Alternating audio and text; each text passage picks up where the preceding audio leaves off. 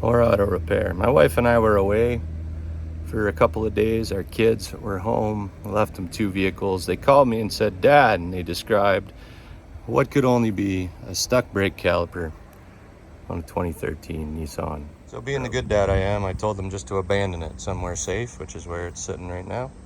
When we get home, I brought my tools, brought them down the back of the truck, and we're gonna change this so we can get this home. First, you gotta get it up in the air and get the wheel off. You can probably manage that. We'll start from there. Get the wheel off. We're gonna take the brake caliper off. Before I do that, because it's easier when it's on here, I broke the banjo bolt loose right here. In my case, it was a 12 millimeter. I don't know what yours is. I just cracked it loose and tightened it back up so it wasn't leaking on the ground, but it's a lot easier to do while this is on. I also broke these loose, and if you're turning your caliper in for the core charge, which I am, you don't even need to deal with those. I want the pins, and they don't care for the core charge. So I broke those loose.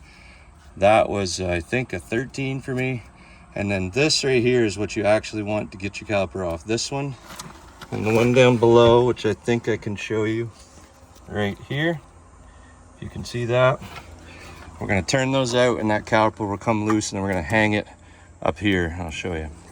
Okay, so because I want these pieces, I'm gonna take mine apart a little bit differently, but you can just pull those bolts and pry that off of there. Now I had a stuck caliper, so I'm gonna have to put something in here and pry that out. Any old bar will work, and it's gonna come off just like that. But I am gonna take these apart as well. So if you took it apart this way, it's gonna just pry off like this. You're gonna hook in here and hang it from up there. Any old piece of wire will do it.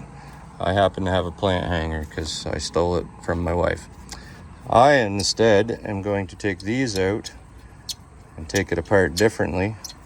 Either's fine, one's just more steps, but I care to keep these pieces because I might need them someday when I'm in a pinch with a stuck caliper pin or something, who knows, and I have a place to store them. There we are. In my case, it came out in 2 pieces because I separated it at the pins as we discussed. Yours might have come out in 1. My pads came out. I've seen better, I've seen worse. Now what we're gonna do is get our new part. I'm gonna break this banjo bolt free. Mine comes with a new banjo bolt and crush washers, and it's gonna go on. A crush washer is gonna go on this side, and then another crush washer, and then the bolt all the way through, and we'll torque it to spec, and then we'll reassemble everything. So we're gonna go get that caliper. All right, I've just set this in here this way because then in my mind, if I flip this up, it matches here. That's just the way I work, so that I can take this off and just set it right in there, hopefully with minimal brake fluid spillage, because you know I'm set up to recycle all this. The other thing I'm gonna do, which you don't have to do, I'm gonna pour some brake fluid right down this little hole, because then hopefully it'll bleed faster at the end with a little less air. That's my goal. Probably what's gonna happen is next shot, you're gonna see a bunch of spilled brake fluid all over the place. Got it filled up, a little bit of leak, but not much. We're gonna break this off again and flip this over here. So there's a crush washer, and then we're gonna put this on, and then this crush washer on top, and this banjo bolt down through, and then we'll torque it. There you have it all in place. You can see the crush washer underneath. A little bit of fluid dripped while we were installing it. See the crush washer on top. Torque this down. I'll put the torque specs on the screen.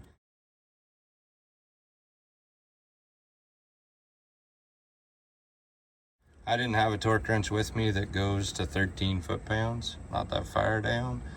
So it's you know, it's close. But I'll show you the torque specs. You can get it for this, you can get it for these, you can get it for these bolts. They're all in the diagram. Get used to reading them. It's the last number in the brackets after the symbol that points at each bolt. There you go. The last number is foot-pounds.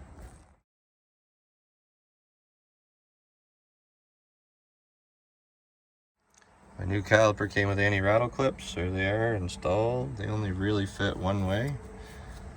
But if you're struggling with it, grab your old piece, orient it the same way, have a look, put them in exactly as that. I'm gonna put the brake pads in and then mount this back on the car. Okay, it's all over but the brake bleeding. We got it in. We got this bolt torqued. We got the one down there dealt with. Everything's good and moving. Brake pads are in. Everything is as it should be. We're gonna bleed the brakes. There's better videos online of that, but essentially, get somebody to pump the pedal for me. I'm gonna crack this, and when the air stops, tighten it up. Repeat till there's no air coming out. You check out their videos. They're better than mine. I don't make videos about this because I'm some kind of expert you should listen to.